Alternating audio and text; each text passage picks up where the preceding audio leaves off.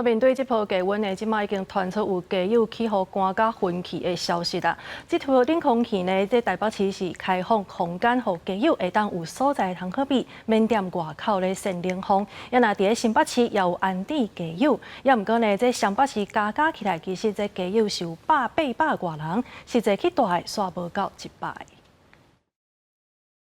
血压有点高，体温有点高，血压跟体温有点高。好，啊，明天要洗肾啦。警察接到通报，赶去土地公庙，台中一名家友已经寒甲昏倒伫涂骹。有民皆有疑似因为天气过于寒冷而昏迷倒地。天气冷机全台的紧急救护，敢若这3日，官方资料显示，非创伤意外心跳停止案件都有112件。即马强烈大陆冷气团要来啊，各地也连续启动低温关怀服务。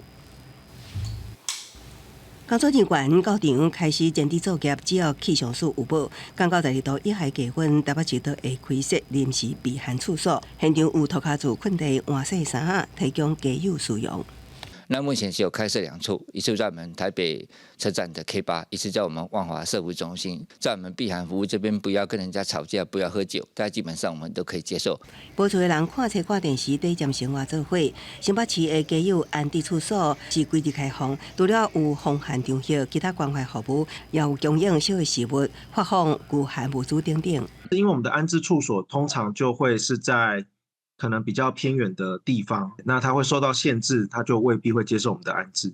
新北市的坐车家友总计是伫850人左右，也无过去拄着寒冷的天气，实际大入来的人数，两县市加起来也无到100人。个别来看上济，也就是总数的10%。一样是这里啊，他没有叫我们去，我们不能去啊。社会局我知道，我没有去过。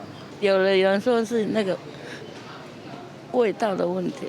都惊认为搁较寒刮风冻起来，防止家友寒着。要毋过未少无厝的人经过各项考量，将机会大多数也是选择踮伫原地困。记者综合报道。